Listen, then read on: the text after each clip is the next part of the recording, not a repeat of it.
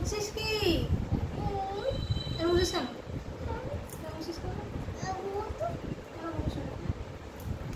কেন বসেছো? কাজ করছে তো বাবা, কাজ করছে না? কাজ করছি, কাজটা করে নেই, কাজটা করে নেই, কাজ করছি, কাজটা আমি করে নেই। ওঠো একটু, ওঠো। Thank you. আবার না, আবার না, আমি কাজটা করে নেই। নড়ছে তো, আমি কি করে কাজ করবো? নড়ছে না, আমি কাজ করবো।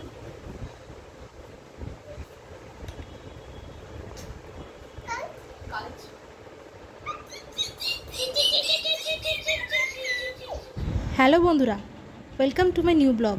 আজকে ফার্স্ট টাইম ব্লগ বানাচ্ছি। তার আগে আমি আমার ইন্ট্রোডাকশানটা দিয়ে দিই। আমার নাম অর্পিতা চ্যাটার্জি।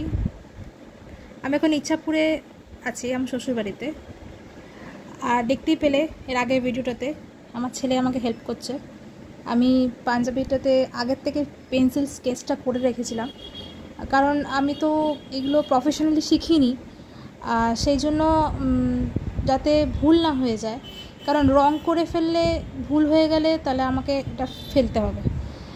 একবার অলরেডি ভুল করেছি, আমি পরে দেখাবো একদিন। অলরেডি একটা নষ্ট হয়েছে, এটা আবার একটা নতুন কিনেছি। কিনে আমার বরের জন্য আবার ডিজাইন করছি এটা। এর আগে আমি ছেলের জন্য ডিজাইন করেছি, সেম কালার, একই রকম কালার রেখেছি হাজব্যান্ডের আর ছেলের। ছেলেরটা অলরেডি হয়ে গেছে, ওটার ভিডিওটা আছেই ইউটিউবে। আর এটা আমি আজকে কমপ্লিট করলাম। তো আজকে এটাই বলবো যে আমি এটাই বলবো যে এই পাঞ্জাবিগুলো বানানোর রিজন হচ্ছে সামনে ভাইফোঁটা। আমার বরের বোনেরা সব মানে আমরা যাব বরের বোনের বাড়িতে, মাস্তুতো বোন। তো ওখানে গিয়ে ভাইফোঁটা দেওয়া হবে। তো ভাবলাম যে ভাইফোঁটা যখন দিতেই যাচ্ছে তখন কেননা দুজনে মিলে একটা সেম কালারের টুইনিং করে। তো সেই জন্য আমি দুজনকার জন্য সেম কালারেরই পাঞ্জাবি কিনেছি। আর ভাবলাম যে সিম্পল কিনি, একদম প্লেন কিনি, প্লেনের ওপরে আমি ড্রয়িং করব। আমার খুব ইচ্ছা আর কি এগুলো ড্রয়িং করা, কলকা করা, এগুলো খুব ইচ্ছা। প্রফেশনালি আমি শিখিনি, কিন্তু ড্রয়িং আমি এমনি শিখেছিলাম, সেই জন্য ওগুলো আমার খুব ভালো লাগে করতে। তো সেই জন্য আমি এটা শুরু করেছি, আমার বাচ্চার পাঞ্জাবিটা ডিজাইন করে আর আমার হাজব্যান্ডের পাঞ্জাবিটা ডিজাইন করে শুরু করলাম এটা।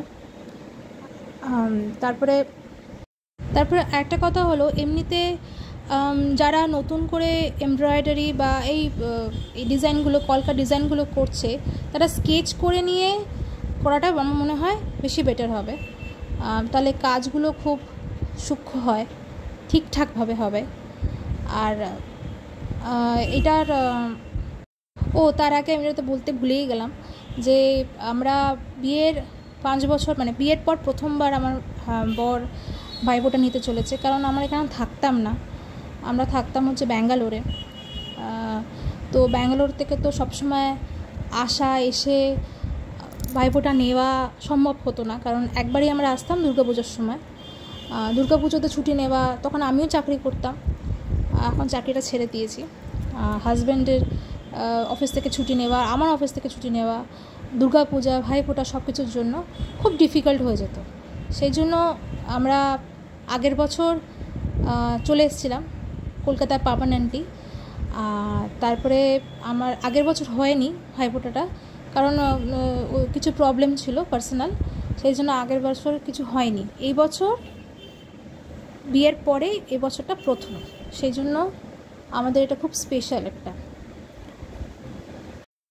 আগামীকাল হয়তো আরও ভাইফোঁটার সময় আমরা যাব, আরও হয়তো এরকম করে আমি ইচ্ছা তো আছে করে পাঞ্জাবি নিজের হাতে বানিয়ে দেবো হাজব্যান্ডকে, ছেলেকে।